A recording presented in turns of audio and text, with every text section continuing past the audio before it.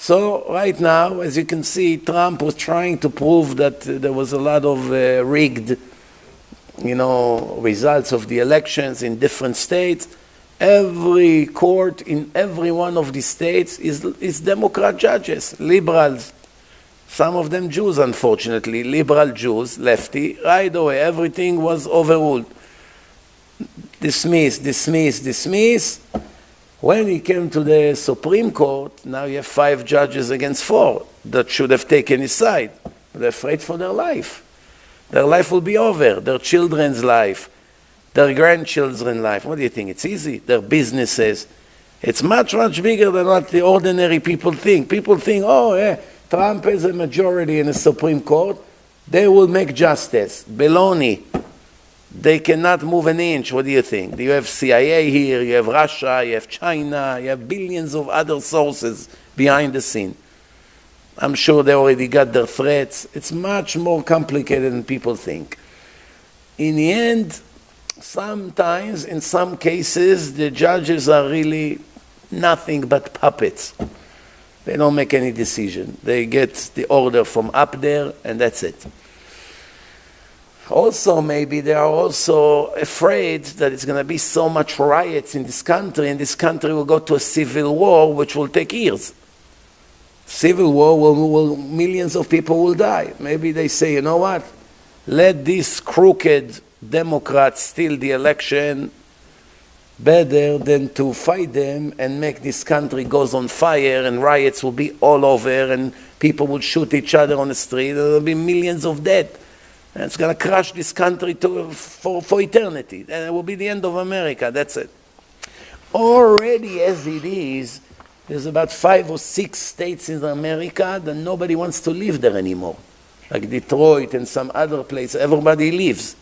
Nobody wants to live there. You can buy real estate there for free. Just pay the debt, the taxes that they owe the state, and they give you the house. They don't want it. Philadelphia, Pennsylvania, Detroit. There are cities, towns that is empty. Nobody wants to live there. There's vacant places.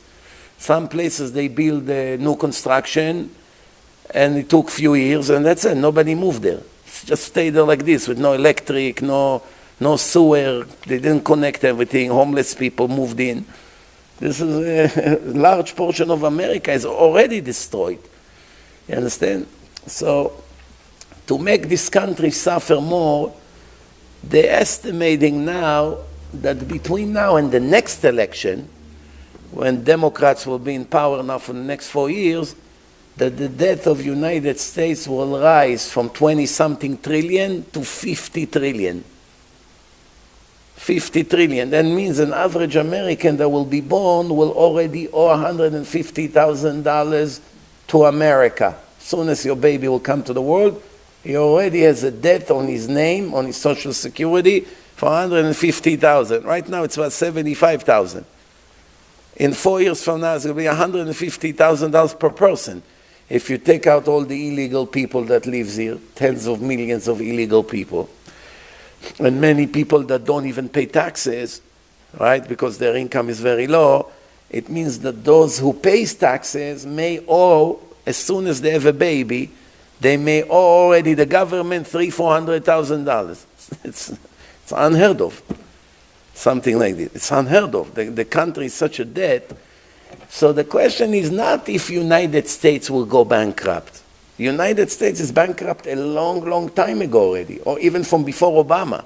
Obama only made it a lot worse. The question is when the people that United States owe them the money will decide to act on it, such as China, Japan, Saudi Arabia. Right now everyone is afraid of the sheriff. The sheriff is United States. They still have the power. They can still put sanctions against you. They can disconnect you from the SWIFT, from the World Bank, that you won't be able to do wires, and can crush you. The United States is basically pointing a guns to the people that they owe them money. Don't mess with us. As long as we pay you your interest, which is around 3% a year, as long as we pay you the interest, just be quiet. Don't make too much noise. One day, they get brave enough, and they unite all together, and they will announce that they don't want the dollar to be the world reserve currency. And this country will crash to horrible situation. As it is already, the dollar now is in the lowest it's ever been. Our money has no value anymore. It keeps going lower and lower and lower. Soon it's going to be the value of the Israeli shekel. It went down from 4 shekel to a dollar to 3.24. 3.24. That's 20% reduction in few months. Do you know what it means when a world currency, when a national currency goes down in 20% on the value? It means that if one day you want to come out of America and go buy a house somewhere, let's say you want to go and buy the same private home you have in Queens here, that right now worth $1 million, right here, still worth $1 million. You want to sell this house, take the $1 million and go buy a house in Israel. The problem is that a house like this in Israel will cost you 5 million shekel. So when the dollar was 4 shekel, for 1.1, 1.2 million, you can buy a normal house. Now when the dollar went down so much, you have to pay 1.5 million. Wait another 3-4 months, if it continue to crash like this, it's going to cost you $2 million. Wait another year, it will be $3 million, until it would be $5 million. Dollar for shekel, it will be equal.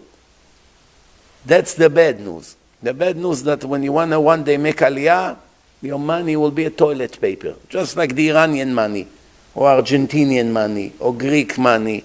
Those countries went bankrupt will be the same thing. There is also a good side to it. What's the good side to it? That we will become like China. Now all the manufacturing in the world will move to the United States. Why? Because it will be so cheap. Because if dollar would be so cheap, everybody from all over the world will come to buy from here.